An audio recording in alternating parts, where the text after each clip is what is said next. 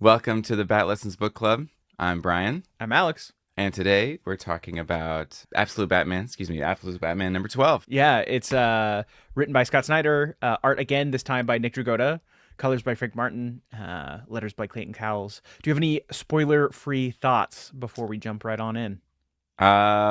We were pretty right.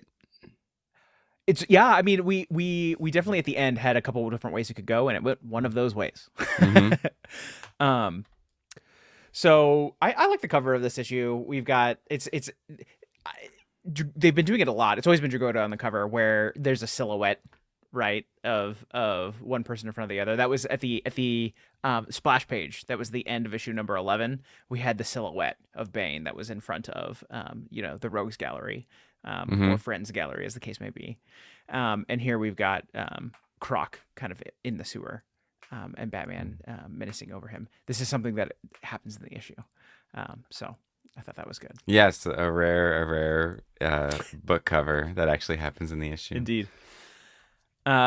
So this picks up directly after the end of issue number 10, right? So Yeah. we had basically said that, all the stuff that happens in issue number 11 is just, Alfred and his worries and his concerns. And, he's telling a story to Bruce or to himself about Bruce. Mm-hmm. Um, and this validates that, right? Like, we saw at the end of issue number 10, they escape the Ark together. Batman is riding Croc like a steed, um, you know, out of the Ark, which is deep underwater.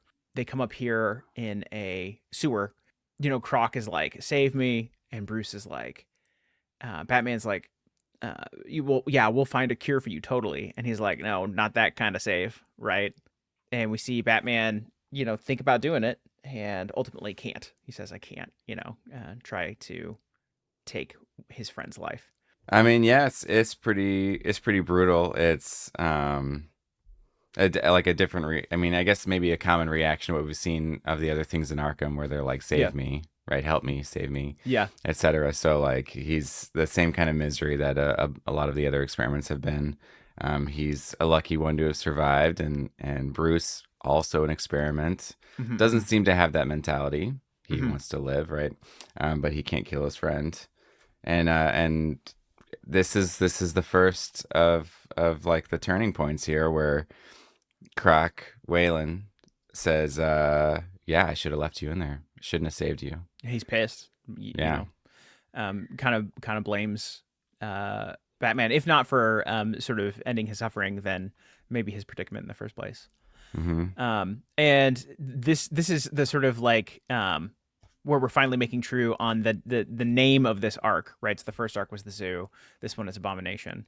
And we get the it was the perfect storm. We get the moment in the story where someone says, "Oh, he's an abomination" or whatever. We're talking about Bane. Yes. But more importantly, thematically, right, we're seeing sort of the physical transformation of various people, and that's just kind of the punctuation of like, Croc becomes an abomination, Bane is an abomination, right, and so on and so forth. Um, this splash page, by the way, title page, also happens later in the issue. I don't know if you caught that. I caught the flaming chip. Poker I chip. don't know who that is on the Okay, ground. I'll show you. We'll talk Okay. about it when we get there. I mean, I guess I can guess now that you've said that, but Yeah, yeah. Well, it's very specifically we see the other side of this art. okay. So we get a flashback with Bruce and Selina. It looks like they're getting an apartment. Looks like downtown Gotham, maybe. Kind of a high And rise, really nice apartment. yeah, like a condo or something. She says something's bothering you, right? After, I guess it's kind of weird. The realtor's there, but then he leaves with them alone in the apartment that's, not theirs yet. And they're having this conversation against a sunrise or Mm-hmm. sunset, maybe, I guess, more accurately. And she says, "What's wrong?" And he's like, "It's about Waylon and his fight with Bibbo." Again, that's something that's been throughout this whole arc, where there's this fight that he's convinced that Waylon can't win. Mm-hmm. And, she's like, "Hey, you should help Waylon the same way we got this apartment," which is like implying it's ill-gotten somehow, right? That they've Mm-hmm. cheated the system, they stacked the deck, and we should basically cheat for Waylon. And that's kind of where we end on this flashback. Yeah, I think it's also really interesting because we saw in a previous issue, like Selena and Bruce together with like a whole lot of money, Mm-hmm. and we were speculating whether that was stolen or gotten Sure. in some other manner, right? Yeah. And so this is kind of like helping to close that gap to say like we got this nice high rise, and by not playing by the rules, Mm-hmm. so let's not play by the rules with this Wayland thing. Yeah. We cut to inside the Batcave, or a Batcave, I guess. I don't know. It's implied that this is one of Bruce's hideouts, Yeah. and he's coming to after having escaped the Ark, and he's like, "What the hell's going on? How long was I out?" And Alfred, I think he says like 22 days or something like that. Yeah, he says it's been 20 days. Yeah. Um, which is kind of wild. And they have a conversation about how Alfred can tell that they've done this banification to him. Mm-hmm. And Batman's like, I'll be fine. Yeah. It's uh, kind of crazy because Alfred's like there's a delivery system like essentially woven into your nervous system, yeah, and Bruce being Bruce is just like I'm okay, whatever, I gotta go do things. yeah, very typical Um, Batman, like in yeah, denial, yeah, about what's going on. yeah, I'm too tough for this. And he sets out into Gotham to, like, I don't know, see what's going on, or go about his life. It doesn't even really say. He's got stuff to do, Yeah, and we I took it see. to mean that he immediately wanted to go like see his like family because like if Sure. he's been out for 20 days and then he was in Arkham for longer than that, who Right. knows how long. Yeah. He's been missing for quite some time. Right. Well, and that's what he does is he goes and he sees his mom. But first, um, we get this little moment where clearly the venom is affecting him somehow. Um, we're not really sure exactly how. It looks like maybe pain, right? Mm-hmm. But this is definitely like foreshadowing. We don't make good on this the rest of the issue, but So Bruce gets home to his mom. She goes, Jim, who is that? Essentially, she realizes it's Bruce. She's very excited. She runs up to him and slaps him because yeah, he's been gone for a long time. I think she's relieved that he's alive, but kind of like pissed that yeah. he's Where the hell were okay you? because he's been gone for a long time. Yeah, presumably, Um, if you are okay now, you were okay before, and like, why weren't you in touch, right? yes, Yeah, exactly. Yeah. What have you been doing to me? And then she said that she's been afraid of getting that call, right, right, presumably right. the one that like he's dead or like the same kind of thing she got for Thomas Wayne. And then she goes, and then especially after what happened to Ozzy, and Right, Bruce she's is worried like, that something's happened to him that's similar to his friends. right. And he's like, excuse me, Ozzy, what? Right. Because Bruce doesn't know about this stuff yet. But Yeah. we know from the end of the last issue. And so that starts this sort of like run where we're visiting each of the friends, and we start with Cobblepot. Mm-hmm. And the explanation that we get is that Bane basically broke every single bone in his body with like surgical precision to make sure not to kill him, but to, like, permanently disfigure him or whatever. Yeah. And then the doctor is just astonished. She's like, I've never seen anything like this. And whoever did this to him is an abomination. Right. So the It's the perfect abomination, storm. yeah, but the abomination isn't referring to what we're seeing on the screen. It's It's Bane. referring to Bane. Yeah. Yeah. Which, like, I definitely think that's meant to be, if you choose one, the abomination that we're referring to for this whole thing is Bane. But like, Yeah. Capital T. The. yeah, but Mhm. clearly, we are transforming, mutilating each of the friends into the rogues gallery. Yeah. And then this is where I think some of these pieces come together in an interesting way. Mm, She's saying that if he survives, he's going to be almost 2 feet shorter. right. His hands and his feet will be in constant pain. Which And so it's, I don't remember if it was in this issue, but in a like at some point they were saying that like he wears platforms in his shoes, that like he already is self they conscious about say his it in height. here. Okay, Yeah. yeah. So it's when Bane is attacking him. Oh, that's right. Yeah. There's a little interstitial where it's like showing how Bane attacks each of them and Hmm. What Bane says to them, and he's saying, um, da, da, da, da, da, "You want so badly to be big, don't you? The pink, the gym bra muscles, the lifts in your shoes." Right. So He's like he's not just transforming him, but he's doing it in a way where he's like specifically attacking his like insecurity. Right. yeah, It's kind of messed up. yep, And then we go to the next friend. Like, and they do the exact same thing Yeah. where they're having a conversation and they're like, well, it at least it's not like Harvey, and he's like, Harvey, it's Yeah. like very much, yeah, the same thing. And then we see Dr. Tompkins briefly. Are you familiar with Leslie Tompkins? I think we saw her earlier in this series, Okay, yeah. Creation of Denny but O'Neil. She in sort of his version of the Batman origin, comforts Bruce when he's a child after Martha and Thomas are killed. hmm Kind of the Gordon role from the Nolan movies. yeah, And then goes on to try to stop crime, but in a different way, right? So she opens a clinic, that's right. Yes, right? Um, yes, that's right. where she's providing sort of medical care for the destitute in the hmm city to try to keep them from turning or whatever, and is sort of like the moral opposite to Batman, and like often finds them in a tense alliance. Anyway, I think it's just kind of cool to see Dr. Yeah, Tompkins, and we get an origin for Two-Face that's actually again kind of similar to the Nolan movies, where instead of acid, right, it's flame. Um, and this is going back to the splash page, by the way. What we're hmm seeing is the lit poker chip. And we see panels here of Bane lighting a poker chip on fire and then throwing it at Harvey on the ground. And there's like gasoline that he's laying in or whatever. hmm And then Bane like literally like stands on his face and holds him down while half of his body is burned. hmm And that's where we learned that that's his coin in this universe. Instead of a double-headed coin, it's a poker chip. Yeah, I think it's also like really interesting, like because we were saying that Bane is like psychologically breaking them down too, Yeah. and when he's talking to Harvey, he says that he's describing his duality of like you're a lawman, but you play poker with your friends every weekend Right. or whatever. So like you're both obeying the law and breaking the law. You're trying to walk this line. You're Johnny Cashing it in a way. Then he's splits him in half essentially. Mm-hmm.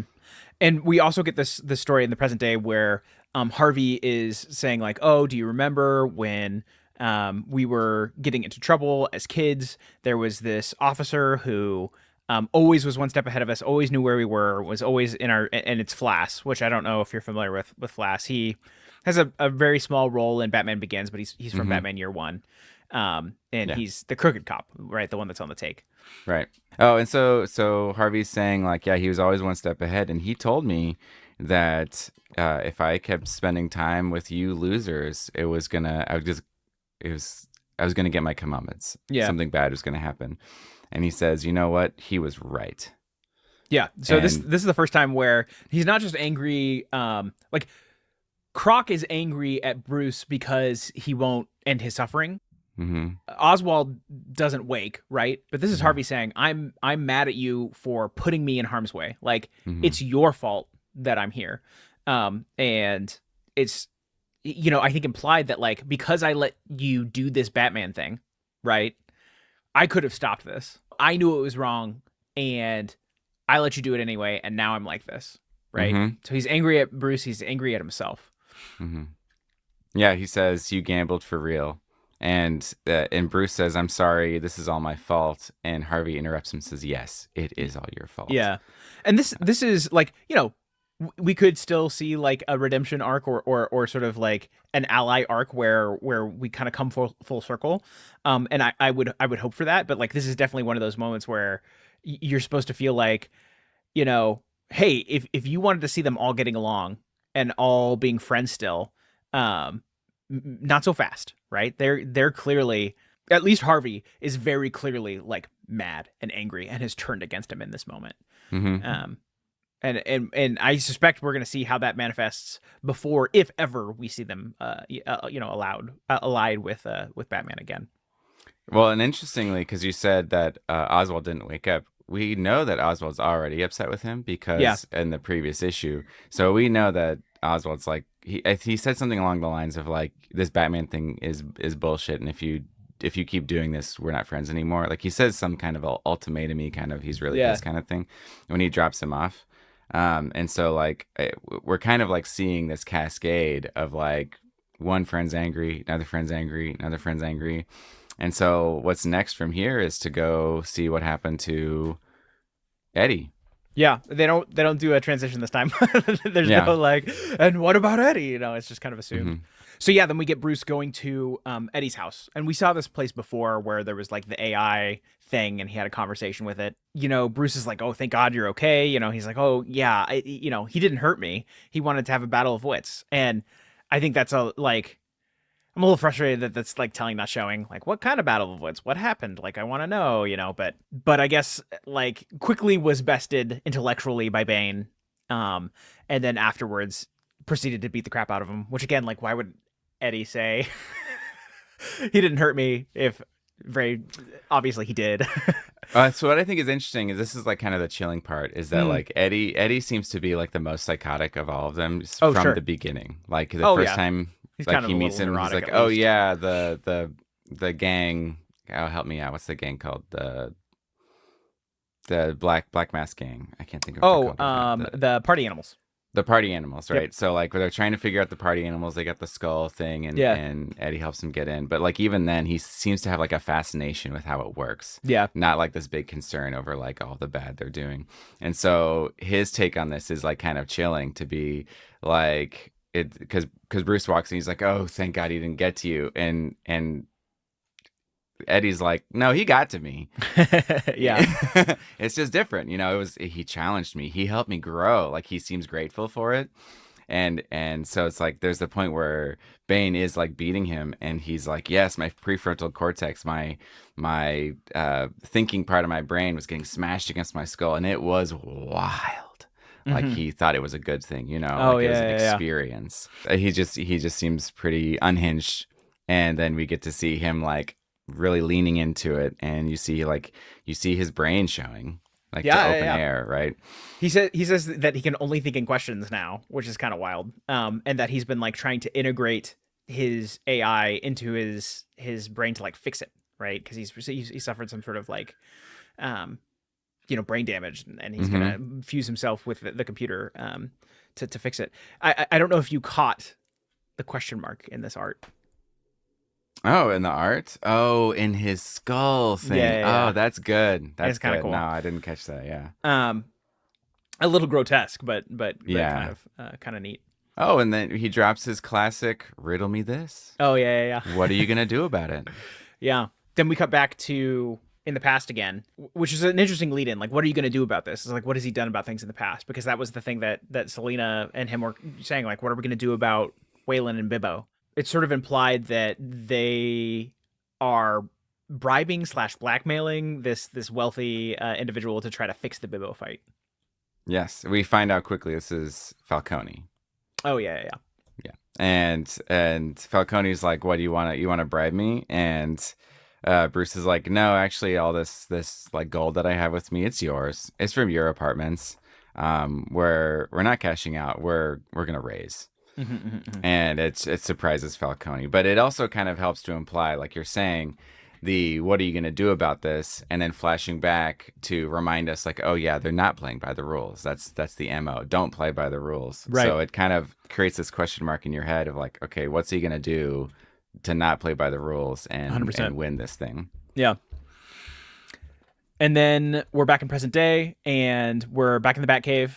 Alfred and Bruce are together. We see a really brief part of a phone call where Yes. Batman's talking to the Red Hood gang for some reason, and it's like, is this a thread that we've been pulling before? I don't think so. I don't I don't think so. remember it. I don't Uh, remember uh, anything about Red Hood. yeah. So what's going on with the Red Hood gang? We don't know, but definitely like planting a seed there. I'm sure Hmm. they will pay it off, or they won't. But they want us to be asking that question. I forget what the conversation that Alfred and Bruce are having before the alarm goes off. So Alfred is just saying, he's saying, what was that about? And Batman's like, you were right when the Black Mask offered the deal. I didn't really consider, not really. I didn't understand what that meant, Yeah. what the implications were. And Alfred says, yeah, he broke your friends, but the question is, are you going to let him break you too? Right. Right. And there's like a moment there of kind of helping solidify the morals of like, stick with this, don't give up. Yeah, but it's unclear if he's feeling it in the moment, right? Like he definitely Sure. feels like everything has, he's caused all of his friends and family pain, right? His mom Hmm. is mad at him. His friends are mad at him. They've turned him into abominations, right? Waylon Hmm. and Oz and Eddie and Harvey. So this would be a moment where, potentially he could say, like, none of this is worth it. I'm giving up, right? And is that what's going on with the Red Hood thing when he's saying the deal's off, right? So it's definitely another question they're wanting us to ask. They're wanting us to wonder, is Batman going to hang up the cowl? Yeah. But as it's peeling back the onion, it's also kind of implying like the only person he's got right now, it kind of is Alfred. Right. Yeah, yeah, yeah. Which is interesting because that Yeah. is the typical thing, right? Is Hmm. that he's the father figure, and they have not had that sort of mentorship moment. They've not had that sort of like, hey, you should be doing this. In fact, in the past, he was, trying to get him to take bribes and things, and so this sort of like validation of like this Batman thing is worth it is sort of a new tone with Alfred and Batman, which is really cool. And then an alarm goes off, and there's some sort of intruder inside the Batcave, and they think it's Bane, and they're going to do something about it. And Alfred gets just the most massive Gatling gun ever, and we get a cool, single page splash. Yeah. This is like poster material. Yeah, it's really good. Yeah. And they, fan out, and they're sort of like inside the cave looking for whatever this intruder is, and Alfred's trying to give out orders. And we see this kind of like looks like a tentacle at first, but then you realize it's a tail, it's a prehensile tail that comes and gets Alfred and takes him out of commission, even though he's got this gigantic gun. And you're like, who is this? And it turns out it's Catwoman. Yeah. But Mm. she's got the big skull thing. Yeah, I don't know if that's on purpose, if that like she's supposed to be got us a party animal connection, a Sionis connection. I would I would assume from a story perspective not, because Sionis is dead. And so for us to be doubling back on that first arc doesn't make a lot of sense to me, but the art definitely implies that. So either it's like lazy art direction and she just so happens to look exactly like Black Mask, or they're connected somehow. Yeah, so like my impression has been that like part of the way that Sionis has worked has been through some sort of Arkham experimentation Sure. because he's working through like the whole Joker Arkham thing. And so like is it possible that the reason she's been missing is because she has also been experimented on? Sure. Also that big tail thing is Right, she's that got some sort of not technology gadget. mhm. Yeah, did she get it from Sionis? Did she get it from the Ark? It's interesting to me. Like our theory had been that, um, you know, like Waylon, Harvey and Oswald and Eddie would undergo a transformation in the Ark, and that is not what happened. Right? Instead, Bane just kind of roughs them up, and so their transformations are not sort of scientific in nature and not experimental in nature.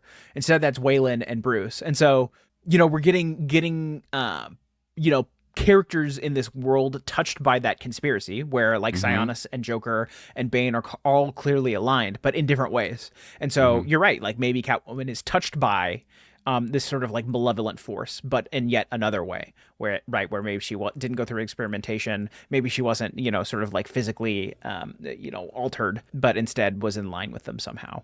And it makes us wonder, it asks the question, where has she been? Right? Why is Yes. she not around? And if something came between her and Bruce, what was it and why? Mhm. And why now? Why is she showing up now?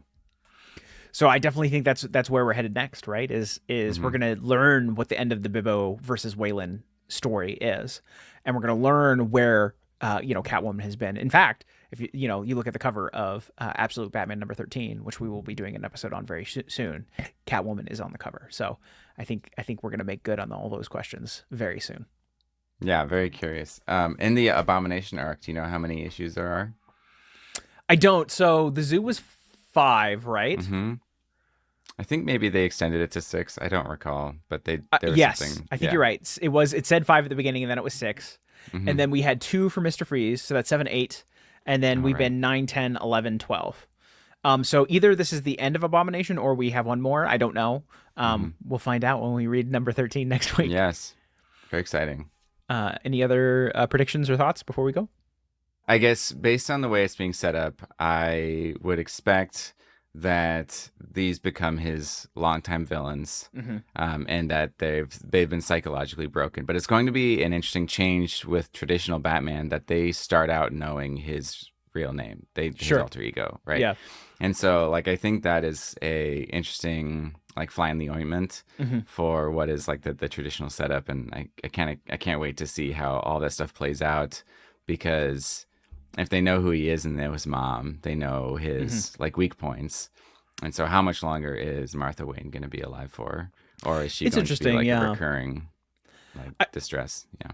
I think ultimately, right, we've spent a lot of time with this universe being like very not hopeful, Mm-hmm. and the question is, where are we going to land? Does this ultimately become a hopeful universe, or does it become one that is kind of dark?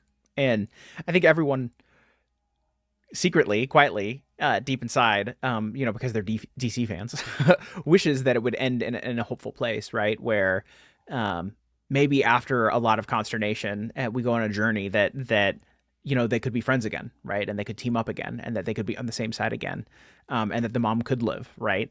But we don't know, right? We know that this universe is different, but we don't know how. And what the sort of like final evolution of that is. And so super interesting. I'm a huge, huge, huge fan of Ultimate Spider-Man because that's an alternate universe take on Spider-Man.